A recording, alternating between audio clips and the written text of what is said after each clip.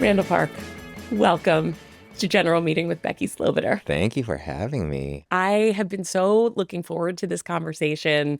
We've known each other a while.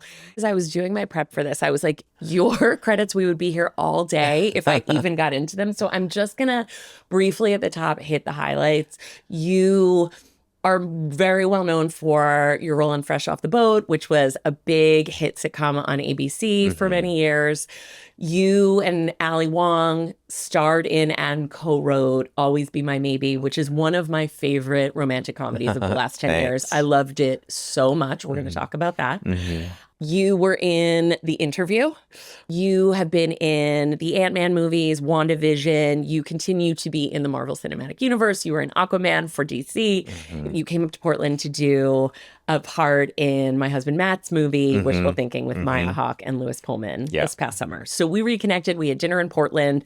And I think I was mentioning my buddy Sean Simmons, who came and did the podcast a few weeks ago. You have a great part in Eeny Meeny, his most recent movie. You are really such an MVP in everything you do. I feel like every time your name comes up, even the suggestion of like, do you think we could get Randall Park for this? Because you are always so fucking good. Oh, thanks. The last thing I want to mention is you are also a fucking fantastic director. You directed a movie a couple of years ago called Shortcomings with Justin H. Min, Sherry Cola, Ali Mackey, and an incredible supporting cast. We will get into all of this. Yes. Let's go back to the beginning if we could. Okay. Born and raised in LA? Born and raised, near Culver City. Hamilton High School. Hamilton High, Incredible high school. And had a focus on the arts and humanities? Humanities, that's right. Okay. That's right, yeah. So is that where you first sort of have the notion that you want to be an actor? I was obsessed with comedy growing up and the arts in general. Loved music, loved making little things with my friends, like little videos. We'd make like sketches and go out in the streets and just cause trouble and put it on video. We were, crazy kids. Kids in the 80s. Yeah. With the big VHS kind of camera. Totally. But I never thought of it as a career or even an option for a career. It was so far away from me. I didn't have any friends in the industry. It felt so far away, even though I was in LA. And it wasn't even an option. Like practically it was impossible. And also just in terms of my family, it was not an option. That was very clear. Yeah. So I didn't really think about it at all. But you get into UCLA. I was at UCLA. I was undeclared as a major when I started. Did not know what I was going to do, and in one of my English classes, there was a teacher there, and she pulled me aside and was like, "You're a really good writer. You should think about writing." And I had never gotten any kind of encouragement for anything, up until that point, and so it kind of was just like, okay, that's what I'll do. Her name was Allegra Shapiro. She's a TA in the English department. I love that you're calling out her name because this actually comes up a lot in the deep dive of someone's sort of origin story, right? Yeah, the crazy thing is many, many years later, I did the commencement speech for the English department at UCLA. And they invited her and she showed up and it was amazing. Did you know she was going to be there? No. Did you burst into tears like when they brought Oprah's fourth grade teacher out? Yeah, I mean, I was like... I'm about to burst into tears. And the crazy thing is obviously I didn't expect her to remember her doing that because she probably encouraged a lot of people over the years. But it just goes to show, like doing your job well can change someone's life. Yeah. So then as you're thinking about pursuing writing, are you thinking about acting at all? No, there was a specialization in the English department for like short fiction. And that's what I kind of, I went into that specialization. So I got into writing like short stories and stuff. I had a group of friends who were in that English department together. And we kind of challenged each other each to write a full-length play. I finished my play first. So we were like, why don't we put it up? So we formed this theater company on campus based off of that first play that I wrote. We rented out a theater on campus, and the first performance it was packed. Oh, wow. And as we put it on again, and it was packed. And we were like, let's keep doing this. So we did my friend's play, and then we were just like, let's just make this a thing. And so Yeah. we started a theater company on campus, and it's still going on to this day. What's the theater company 30 called? plus years. For short, it's called LCC, but that stands for Lapu the Coyote That Cares Theater Company. It's a long story. A It's very the name. inside joke, Yeah, but yeah. I love it. Oh, Yeah, that's but amazing. it's pretty incredible. And then, so when you're putting up that play, are you then starring in it? No, no. But there were roles that we needed to fill, and there was a narrator. But the narrator kind of narrates to the audience, but then kind of becomes a part of the scene and comes out as very fluid. Yeah. This role. I love it. It prepared you to be the narrator of Young Rock. Yeah, there you go. I mean, There you go. so you're playing the narrator. Yeah. What is the turning point for you of actually, I want to be an actor? Well, those first few shows were very, very pivotal for me because it was a comedy too. It's just so much laughter in that theater, and it was not. I had never experienced anything like that. No, and there's nothing like that. And to think I wrote this, Right? and it was wild and such a high. Oh, I bet. Yeah. Talk about so it being just stayed with me. seen. Yeah. And it was about these Asian American issues, and it was about, and like to get a response like that for something that was about more than just like jokes, like that was like very powerful to me. Something I hadn't like really ever thought of, even like a possibility for me. But then to experience that was very pivotal. So that was a big. It wasn't a big turning point in terms of like, oh, I'm going to pursue this, but it was just kind of mentally like, oh, Yeah. this is something at least on this level that I can do and that I love doing. Are you thinking more you want to be a playwright at that point? I was thinking I was going to become a professor and teach Asian American studies.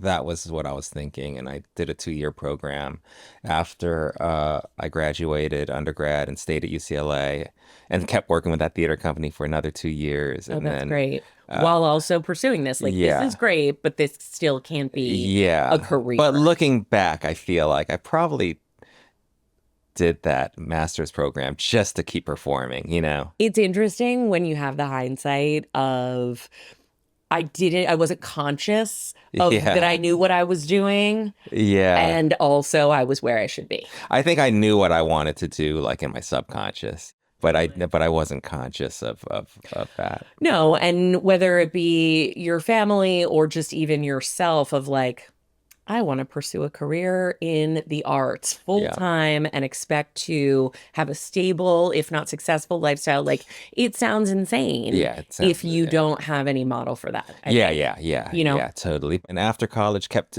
a bunch of us who had graduated formed another theater company, kept doing plays. I was writing, was doing the same thing. We all loved it so much. But meanwhile, working like jobs. Yeah. Like office jobs. Yeah. Like pay the bills. And I had done that well into my later 20s. But throughout that time, I gotten into improv. I was doing stand-up at that time. You're so good at I was improv. just doing it. I was just doing it, Yeah. because I loved it. Yeah. And then I got laid off of a job. And I broke up out of a long-term relationship, kind of around like almost on the same day. Again, subconsciously, I just knew what I wanted, and I was getting so much validation from performing. It just felt like, okay, I have nothing to lose now. I might as well just go for it. And you're so talented. It all worked out, obviously. Yeah, but at the time, it felt so, it just felt like still impossible, So tenuous. Yeah. Yes. So my goal, Yes. my goal was like literally, okay, I just want to like eke out a living. Yeah. That's it. Yep. Because there's no way anything else is going to happen. But if I could eke out a living, and that's still my goal, to this day. Yeah. Isn't it interesting how even with all of your success, that is still the mindset on some Yeah. level, Yeah. right? Oh my gosh. I still have that just struggling actor mindset, Which, when we were catching up with Matt downstairs when you first arrived, you work what seems like nonstop. I think it's in part also because of my kind of philosophy, just how I approach my career. I think like some roles, at a certain point, like, okay, you do your co-stars, and it's like, okay, I can't do co-stars anymore.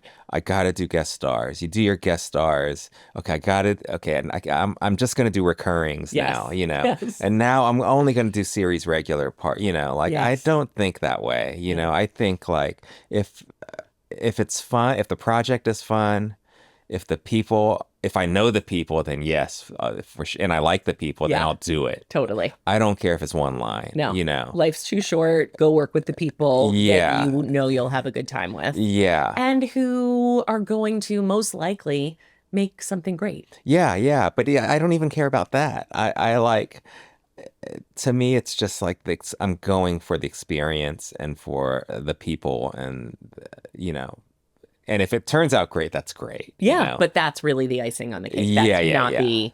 that's not the main concern when you are doing it or No. deciding to say yes to a project or not. Yeah, yeah. I think I would probably do things that maybe like some people would be like, oh no, I don't want to do that. I want to go for something bigger. Whereas Yeah. I don't like think of it like that. Is it I'm fascinated by this, and only because I've now been on the other side of it a few times of, okay, we're going to Randall Park. We don't know. We hope he says yes. Becky, if you went to me with anything, I'd say yes. Thank you so much. Yeah, like Randall Park. I'm honored. But I mean, the project, if I don't know anyone on it, and Yeah. the project seems great and the role is really great, Yeah.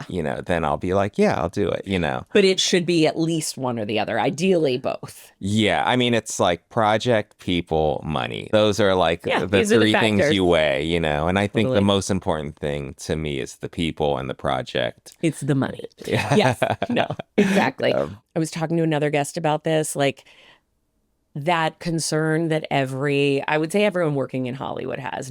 It's not just actors, but it's especially, maybe this is my last job. Maybe there's not another one coming around the corner. I don't know if it's my age or something. I don't like worry about it anymore. That's so great. Yeah, I don't think about it. I just like, I don't know. You're like living in the present. Kind of. I mean, I'm not like super like enlightened or anything, but like I think work has always been hard to come by, and it's like when I first started, it was the hardest. Yeah, That was the hardest. So nothing can be as hard as that. totally. And it was the hardest for so long for me, and I started late. I was doing tiny things here and there. Yeah. I was doing commercials. But I would say like things didn't really start kicking off for me till my later 30s, if not 40s. Yeah. Yeah. When we worked together on the project that you wrote and we're going to star in called The Big Break. Oh, yeah, yeah. A lot of that, which is the title is so brilliant. Semi-autobiographical, absurdist comedy about a struggling actor who basically, to win a part, he has to fight and probably kill somebody in the ring. It's very stupid. In the it was very best stupid. way. Yeah, yeah, yeah. I was running the Lonely Islands company at the time. Yeah. And it was bullseye. I remember talking to Andy and Akiva and Yorma about this.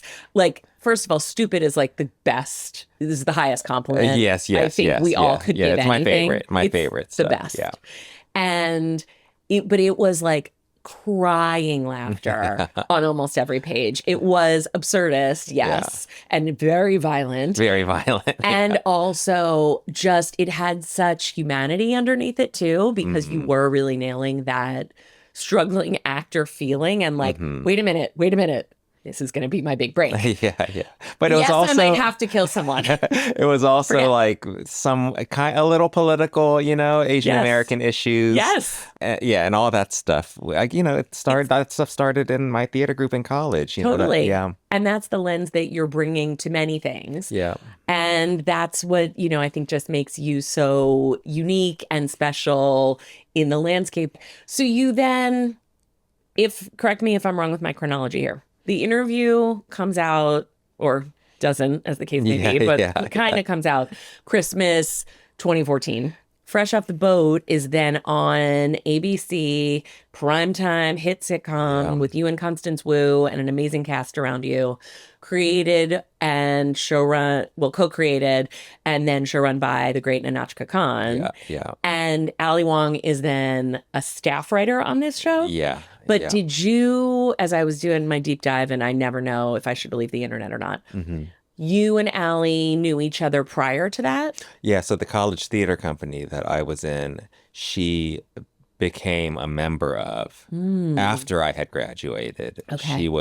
She had joined the company, and I was still friends with a lot of people involved with the company. There'd be a lot of parties, and I Yeah. think I met her at one of those parties, and we just became friends. And so you're on this great show, and you, Ali, and Notch, as she is commonly referred to, Nahnatchka,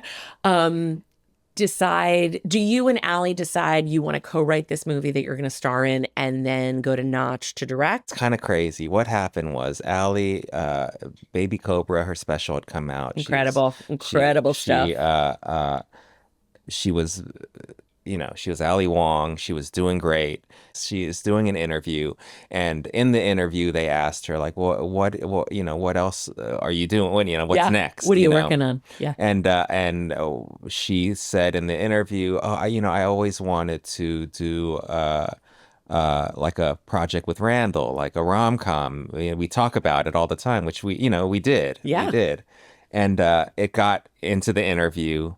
Then it got picked up online by a bunch of outlets and it became kind of viral at the time. Like everyone was like, we want to see this movie. Yeah, I bet. So so Ali and I were like, maybe guess we should we need write to it. write a movie now. Yeah, maybe we should write it. And love it. so we just started writing it. And didn't even have the concept when she was saying that. We sort of in had passing? talked about and I think we had tried to work on a few things like Okay. over the years, and we both loved rom-coms. We both, When Harry Met Sally, rest in peace, Rob Rest in Reiner, peace. was one of our favorites, along with and we talked about this movie Boomerang with Eddie Murphy. We had I've seen that movie 8,000 times. it's like one of the greatest. It truly is. Yeah. And I think it hit me. I was just talking to someone about this the other day. Yeah. And, I mean, Eartha Kitt in that movie, don't get me started. Halle Berry, Martin Lawrence. It's David the Allen toast, Greer. The toast. Yeah. I mean, yeah, you got to coordinate the John so Witherspoon. good. Yeah. so those were influences. those were like our touch points, love and that. so we wanted to kind of incorporate all of that into Yeah. it, and we just got to writing. We incorporated a lot of our own experiences and lives Yeah. in it. We brought in another friend from the theater company who at this point was a very successful writer in TV and film, Michael Galamko. And he came in kind of towards the end to help us kind of put it all together. And the three of us would just meet at WeWorks all around the city and just bang it out. And then we brought it to I think Good Universe. Good Universe, Because it was and then Nathan to Netflix and my friend Aaron Westerman. Aaron Westerman. Couldn't Love love her more. Nathan and Aaron. The best. And then we brought it to Netflix, and we were talking about directors, and Nahnatchka at that point was she was preparing for her directorial debut, another project, Oh. and it fell apart. As they do. Yeah, Yep. and we were like, oh my gosh, she's free. And she'd be, and Let's exactly, your yeah. familiarity, Yeah, tonally. yeah. I mean, that movie, truly, I can't say enough good things. We have to talk about the Keanu Reeves. I Yeah. remember talking, I think, to Joel Zadak and him telling me they went to Keanu. We're waiting to hear. Yeah. And I had no context even at that point because we were Yeah. working together on the big break. Yeah. And he was telling me, he's like, apparently Keanu's going to do it. And like, okay, he does. I mean, talk about We it couldn't hit out of believe the it. park.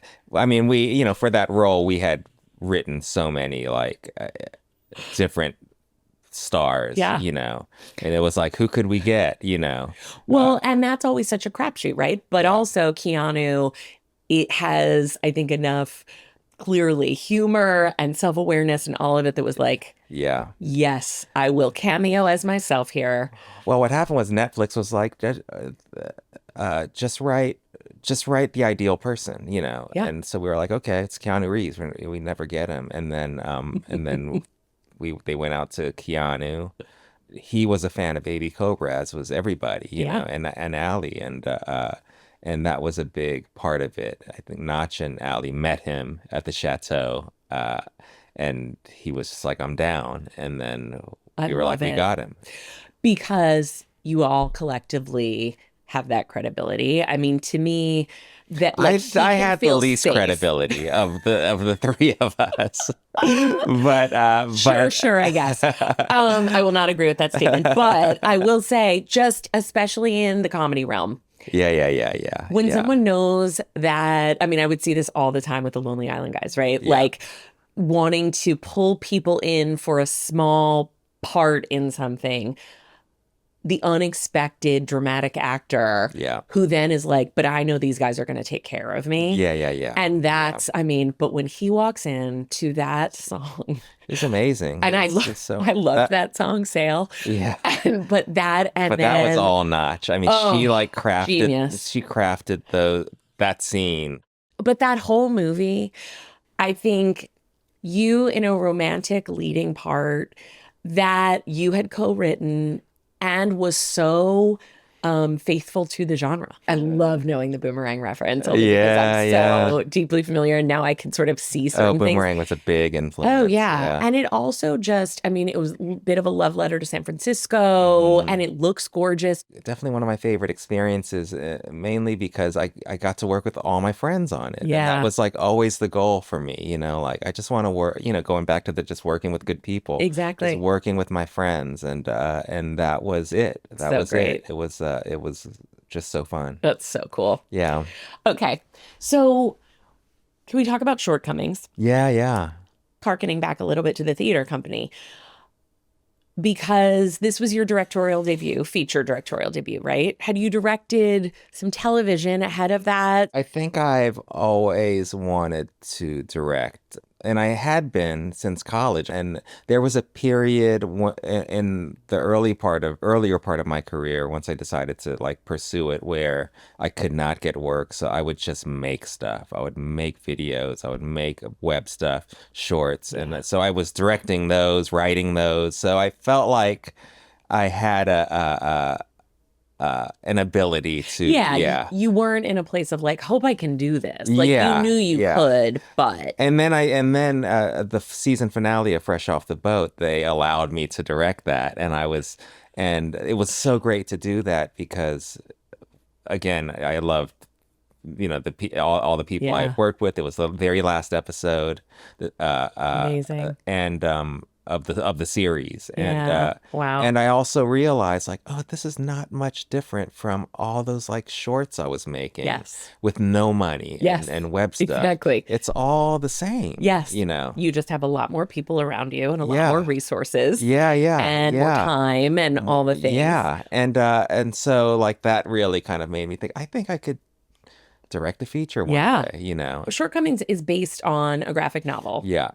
And forgive me, what is the name of the Adrian Tomina. thank you. Yeah. So Adrian Tomina writes it and then adapts his graphic Yeah. novel into the screenplay. When do you come aboard or do you seek it out and say, I think this should be a movie? So kind of a little bit of both. So at a certain point, I had started a production company with two partners who were in the industry and had been their whole careers at that point. But they also came from that college theater company. I love this. Yeah, so they were old friends. Yep. And we started a production company. And just one day, I asked one of my partners, what's going on with Shortcomings? Because I'm obsessed with this graphic novel. I've always been, and I knew they were trying to make it at some point, and that's when we found out that there was a script. It was written by Adrian, and he had written it when shortly after the book came out. So the script had existed for like over 10 Oh, years. wow. Yeah. It had been acquired by Roadside Attractions. Oh, okay. So they had it, and they were meeting with directors for it. Oh, so you had to go win the job. Yeah, yeah, yeah. So I was Oh, like, wow. I've been obsessed with this since the book came out in 2008. I want to pitch my take, you know. And I knew the material so well, and I Yeah, was obsessed with Adrian and his work. The scariest part was meeting Adrian, you know, to get his thumbs up because totally. I was such a fan of his work, and my assumption was that he was probably a lot like the lead character in the movie, and that's someone who I don't want to have to like pitch myself to Yeah. because he's kind of a dick, you Oh, know. Ben. Yeah. But he was great. Adrian was amazing. Just kind of all happened very quickly. When I see a movie like Shortcomings, well, I want to give you the highest compliment I could ever give anything, which is to say that it reminded me of one of my very favorite movies of all time, Singles. The way you have the title cards come up in each section, it's very grounded, it's very funny. It's incredibly well observed. It is Mm. a perceptive about human beings movie. And it is light on its feet, but Hmm. it's also got a real depth to it. It's just my Hmm. favorite kind of Oh, movie. thank Oh, you. I loved it so much. The casting, Yeah. Randall. Yeah, I that mean, cast is that cast is bonkers. Yeah. from top to So bottom. I good. mean, Justin H. Min, Sherry Yeah. Cola, Ali Maki, Yeah. incredible. Yeah. Tavi Gevinson, always, Amazing. always amazing. Amazing. She's incredible in this. Yeah. Debbie Ryan, who I love so Yeah. much. Yeah. So good. So good. Tim She's incredible. Simons. I mean, I'm just Yeah. gonna like shout out every single person in this movie, but Yeah. really, I mean, Randall Park in a cameo, just incredible. The chemistry that Justin and Sherry have, Yeah. I thought the performances were incredible. And I just always think you can tell in the casting of something what the whole vibe is. I mean, it was challenging to cast, you know, I bet. because these characters were so potentially hateable, you know. I mean, all of them are like, you know, kind of damaged, you know. And it's interesting to hear you frame it that way because as just the audience, Hmm. not even 1% hateable. Yeah, yeah, yeah, Right? yeah, When Sherry Cola is leaving that voicemail for Justin Min's character at the end of the movie, and it's like, yeah, and you know, even for assholes like us, you're undercutting what they might be perceived that way because yes, they're flaws. yeah, I mean, that's the first card you put up, right? yeah, Flaws. yeah, yeah, But it's my favorite kind of movie because it's just about people. It's about relationships. yeah, It's about how even with the best intentions, we yeah. fuck up a lot. Yeah, yeah. I mean, that's what drew me initially to the graphic novel when I first read it. I had never seen Asian Americans depicted in this way. Depicted in such a gritty, real, grounded, Nuanced. Yeah, complicated, complicated. nuanced way, in a way that made me feel uncomfortable, but also just like I found hilarious. Yeah, And also I really identified with, but also like these are some real characters, you know, like totally. just like all the things. And so I was really struck by that graphic novel. And that was the spirit when I first read that Yeah. that I just held on to over the years into the project and what I wanted to kind of, you know, imbue that project with, you know, that feeling. I was just remembering another great part. Sonoya Mizuno. Oh Oh, my yeah, God. so good. She's so good in everything. But Yeah. that moment where Justin Min's character comes in and is like, you're meeting me at like the worst possible time. And like, you probably would hate me anyway. Yeah, yeah, But and she's like, no, I'm sure I wouldn't. And yeah. she's like, you definitely would. Yeah, yeah. Just that, again, self-deprecating. And it's a testament to the way you directed it and the Oh, casting. thanks. Yeah. You're rooting for everybody, Yeah, yeah, even yeah. when they're assholes. Yeah, yeah, yeah, yeah. Even when Yeah. you realize are those my sheets? What is happening? You know, again, I don't want to give anything away. Yeah, no, the whole thing was such a great experience So you want to do it again? oh yeah, for sure. Are For you sure. actively developing things with your production company or other ones as well? And Yeah. do you know what the next movie you're going to direct will be? No, there's You're like figuring it out. there's like several that are like in various kind of stages but they're all like things that I feel excited about. That's so great. Yeah. Well, I think it was, as we say, an auspicious debut. I Oh, mean, thanks. really, really incredible. I learned a lot too. Yes. I learned a lot. Oh, yeah. You Yeah. come out of any experience like that, I bet. Because so you made it independently. Got into Sundance. Okay. We competed at Sundance, which was so amazing. Yeah. And then we got in Tribeca, and then and ended up And selling to Sony to Sony Pictures Classics. Yeah, which was great. That feels like such a perfect home for it. Like the movie it's elegant. It looks beautiful. It's a little fancy, but not pretentious at all. It's just, when I say fancy, I just mean like elevated. Like it's high end. It looks beautiful too. I felt like Just even great from the work. beginning, it was very niche, and like I didn't think it would like go as far as it did, and not that it like, you know, broke the box office. It definitely like was not like a huge hit, but I was always shocked throughout the process. Like, I can't believe we're making it. 'Cause Yeah. it is so niche. By virtue of it being a predominantly Asian Yeah, American cast. yeah, Yes. yeah. But But also the things they're talking about, the yeah, there's some specificity there, but I have to say, I totally connected to it. Yeah, Like, yeah. I didn't feel like I can't relate to that sentiment, so I'm out. I Yeah. think that's also a testament to you and to Adrian. Can I ask you one sort of nerdy producer question? yeah. Did you do a full company move from Berkeley to New York? We shot shoot in in New both York. We places? shot primarily in New York. Okay. We cheated a lot of New York for Berkeley. yeah, Or the Bay. Berkeley, Okay. the Bay. Okay. Then we went to the Bay and shot a handful of days, like exteriors. Okay, and- you yeah, did. yeah. Okay. But Yeah. not with cast? With cast. Oh, you did? Yeah, with cast. Yeah. I'm just like, let me talk to your line producer. Every movie I've made where it's going to be mostly this city, but then we want to, it's fucking impossible when you're on a, tighter budget. So that's awesome. Yeah. I can't believe we But did it. Well, but I was also like, there's no way that's New York for Berkeley the entire time. Yeah.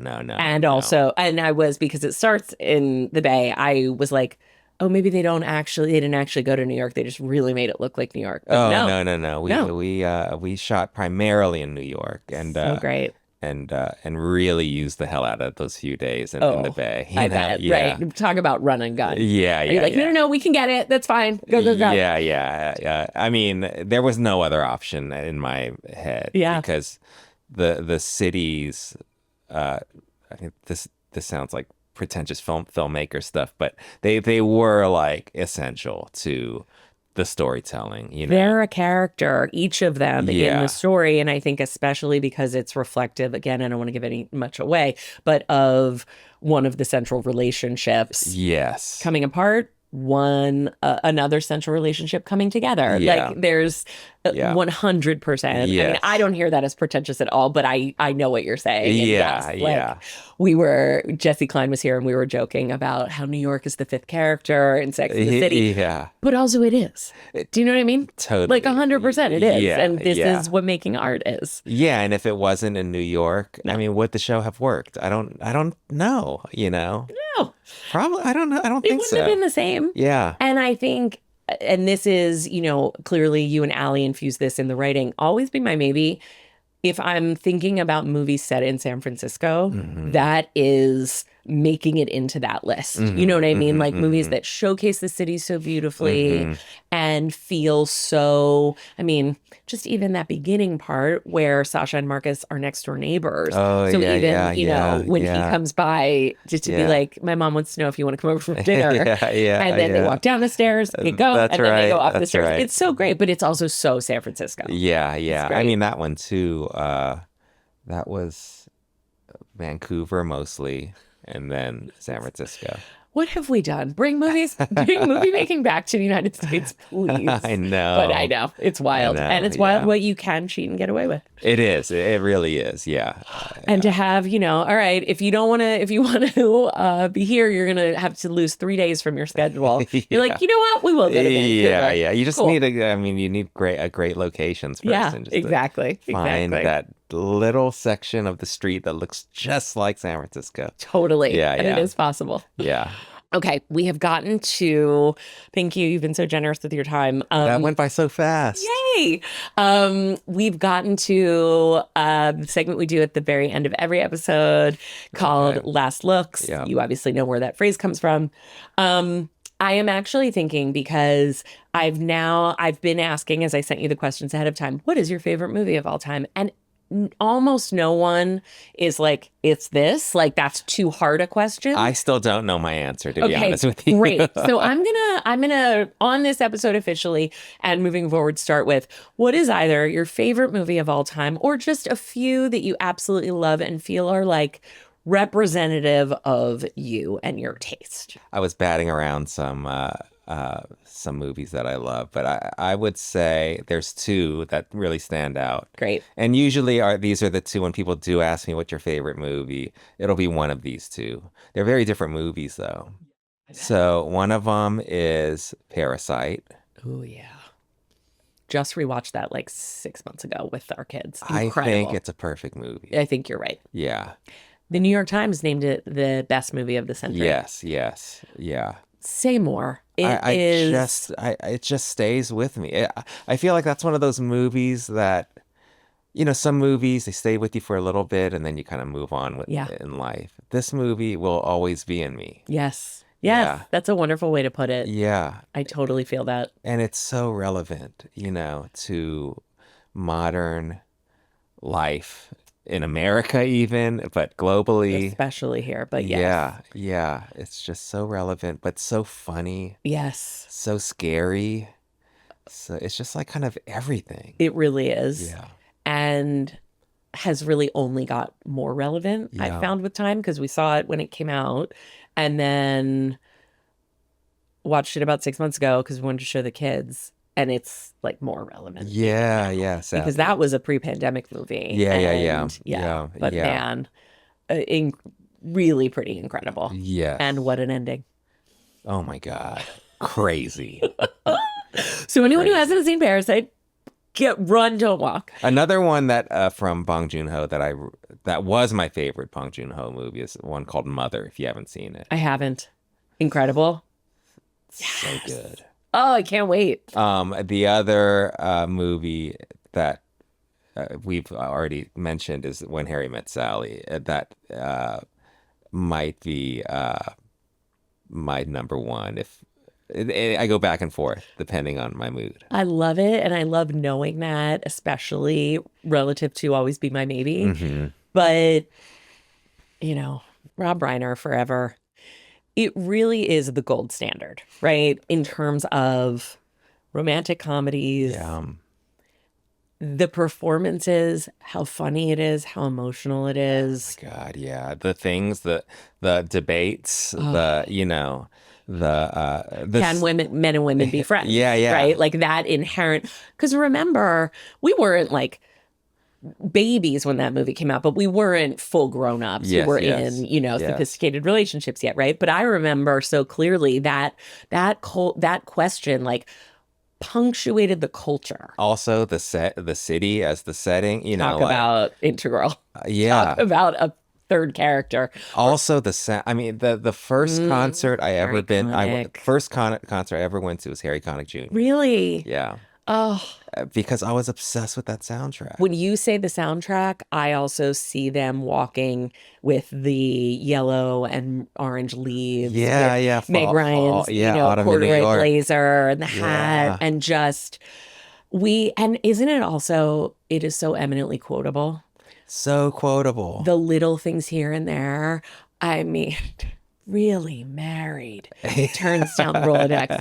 The wagon wheel coffee table. Surrey with a fringe on top. Yes. Yeah. There's just, oh my God. They are so brilliant. Everything about it is so perfect. It's like also like epic. It really is. It's like emotionally epic. Carrie Fisher and Bruno Kirby. Oh my God. I can't even talk about it. So good. The split screens, just like so well done. We did it. They did it. Yeah. It's perfect. When Carrie Fisher's delivery of talking about the wagon wheel coffee table. Matt Smith had on a shirt the other day, and I was like, This shirt is now becoming the The wagon wagon wheel wheel coffee coffee table table. of this relationship. Yeah. Also, when they first meet, Carrie Fisher and Bruno Kirby, and they're on Oh. that double date, and they go right in the cab, like it's just so. And then Harry and Sally are standing there like, what just happened here? Yeah. But it's brilliant in every way. Every way. I love that. Yeah, I love so, that. And I yeah. love the combination of When Harry Met Sally and Parasite. So totally different movies. No, but it's great. We contain multitudes. Yeah, So yeah. great. I mean, those two are movies that are in me and will always be in me. And they are perfect. Yeah. When Sean Simmons was here and we were talking, well, first of all, he was giving you specifically credit for, he's like, Randall Park's so good. He came up with that line. Who doesn't like cocaine? When you did the part of the principal in Valley Girl, and I remember I was there that day that you were filming, but just like, you call Randall Park when you want something to be really funny and also really specific. Oh. Like just there's not a generic bone in your body. Oh, You are going to do it thanks. differently every time. It's just really special. It's Thank great. you. Thank you. But when Sean Simmons was here, he was talking about like the 4 movies that are sort of in everything he does. Yes, and I yes. imagine for you, in everything you do. And Yeah, now I think those two now I'm are. sort of running them through my Shortcomings lens too. Yeah. But that's so great. Yeah. Okay, music. We talked about this a little bit when we were having dinner in Portland because we were telling you how our younger son's really into MF Doom. Yes, And you were yes. like, he might be my favorite rapper. Yeah. So I'm really excited for these questions. 2 desert island albums. You're stranded on a desert island. What are the Okay. 2 albums you have to maintain your sanity? I would say Nas Illmatic, probably the greatest rap album of all time, in my opinion, at least for people in my generation. One that Totally. I just listen to all the time. Yes. And then the other one, I just love hip hop and Yeah. rap. And the other one is probably The Roots. Yeah. Have an album called Philadelphia Half-Life. Philadelphia's own The Roots. That's right. Probably those two. That's awesome. But you know what? Then there's like Doom. There's like so many others. I know it's really hard, It's right? really like you hard. actually just need the compilation rap hip hop album that you like Yeah. the mix you make for yourself.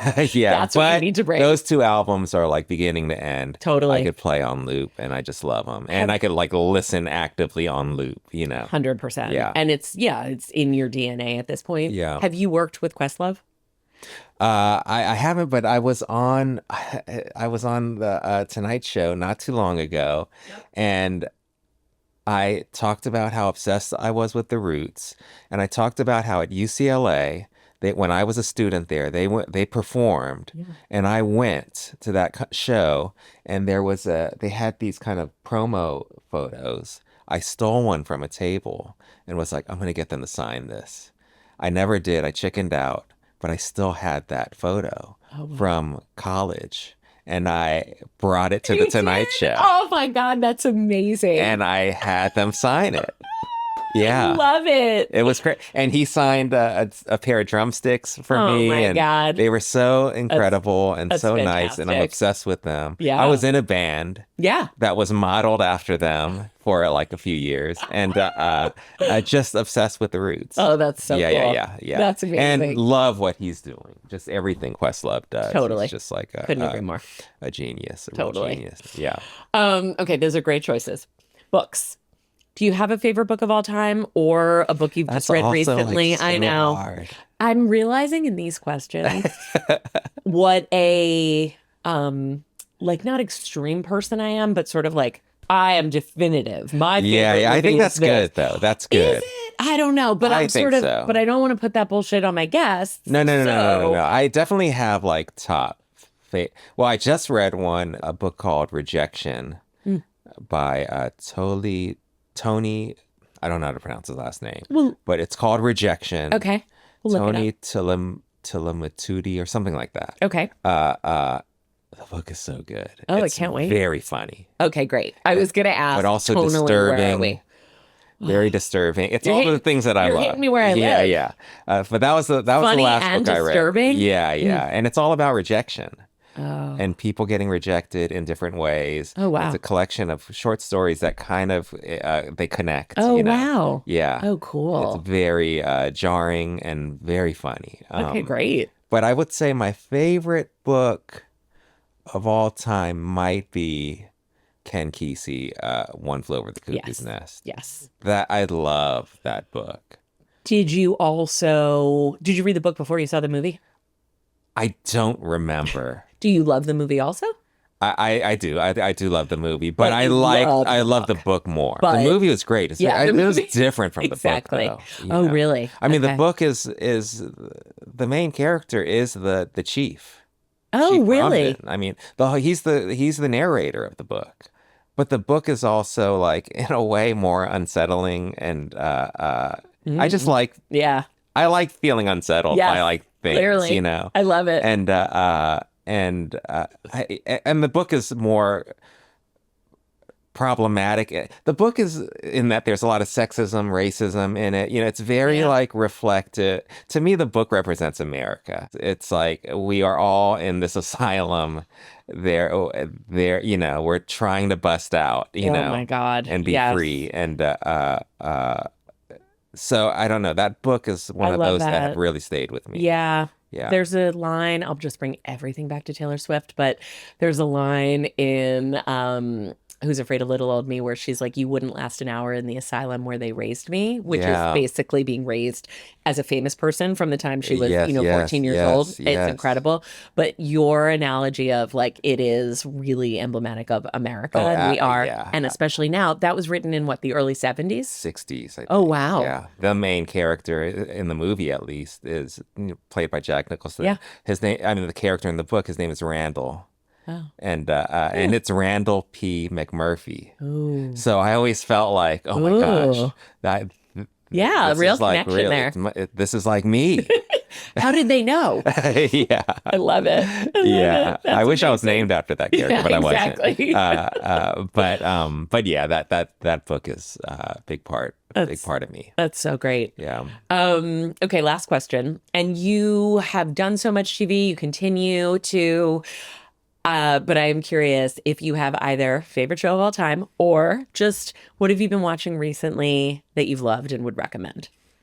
I saw Task, Oh, and I let me say, I'm was from blown Philadelphia, away. as you know. Task has come up on almost every, or Mayor of Easttown, because I'm so obsessed with Mayor Brett of Inglesby. He's incredible. How good are Ruffalo and Pelfrey and Amelia Jones in Task? How good is that show? It is Coming back for season 2. I know. I wonder, like, what's it gonna be? I Same. guess. Like I'm lined up to see it, and also I have this weird thing with if I love something, I don't want the sequel. Yeah. I've absolutely. never seen the sequel to Major League, Yeah. one of my absolute favorites. Yeah. I've never seen the sequel to Wayne's World, one of my absolute Yeah, favorites. yeah, Like yeah. Bridesmaids, they better never make one. And I know Kristen and Annie don't want to. Like, I don't want a second of something that's perfect. And I did feel that about Totally, Task. And at the totally. same time, I'm like, inject that shit into my veins. But at the same time, it's like one of the main characters is not going to be in this. It's going to be Correct. not to spoil, but it's going to No. be a different Yes. thing. Yes, So correct. that's good, I guess. Yes. It will have to be a totally, like, yes. Well, actually, Uh, several of the characters aren't going to be. No. Anyway, go Not to- watch it. yeah, if you yeah, haven't. yeah, yeah, It's yeah. perfect in every way, and Brett Inglesby can do no wrong. And yeah, loved it. Yeah, That's a and great recommendation. I love that. But I think my favorite show of all time, well, there's a few, but the Dick Van Dyke Show is, again, it's like these shows that are very different, but that's probably one of my I favorites. love it so much. And goddamn, I am very much trying not to like look at notes at the top when I am introducing the guest to some degree. But I forgot to mention your role on Veep, and that's a Oh, crime. yeah, that's a great Because show. that was a great show. unbelievable. And that's many people have actually sat here and said Veep is their favorite show of all time. yeah, yeah. So that's what reminded me of it when Yeah. you said.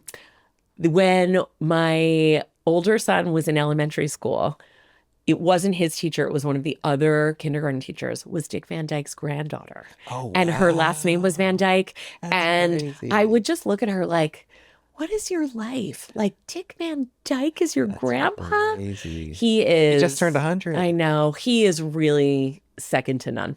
Second to none. I love Second that. to none. I love that But the whole reference. cast, Ugh. Mary Tyler Moore, She's perfect in every way.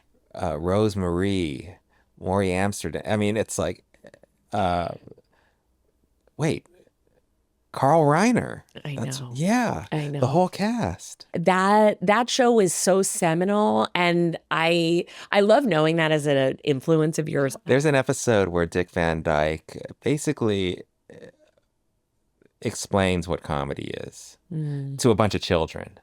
Oh, wow. And that little scene of his explanation of comedy is, first of all, it's a master class. I was just going to say, I'm going to go find it now. Yeah, it's a master class, but it's also like, yeah, that's what comedy is, I love it. And it being summed up by him. Yeah, yeah. Have you worked with him? Never. I love just being a fan of his. I talk about this all the time. I'm like, I don't want to meet Springsteen. I don't want to meet certain people at all. And I'm sure he's lovely, but just like, I'm such a fan. Sometimes you just got to be a fan. Stay here. Yeah. 100%. Sometimes you just got to be a fan. Yeah. I really want to say like something so cheesy, like, well, I'm such a fan of yours, but I'm not going to end it that way. But really, I genuinely couldn't be a bigger fan. And I am so honored that you did this. And thank you for squeezing it in. I know how busy you are. And this is so great. To. Anytime. Oh, thank you. Thank you, Randall Park. I never know how to end this. So I'm just going to get off immediately. Oh, General Meeting with Becky Sloviter is hosted and executive produced by me, Becky Sloviter. Our editor is Jay Rothman. Our audio engineer and director of photography is Hector Fernandez. Our tech producer is Griffin Davis. And our theme music is by Jay Rothman. If you're enjoying this podcast, I would be so appreciative if you would subscribe or follow the show on whatever platform you get your podcasts. All of our episodes are on video as well on our YouTube channel at General Meeting Pod. Please consider subscribing there as well. You can also find us on Instagram and TikTok at General Meeting Pod, and more information is on our website, generalmeetingpod.com. Thank you, and most importantly, go Birds!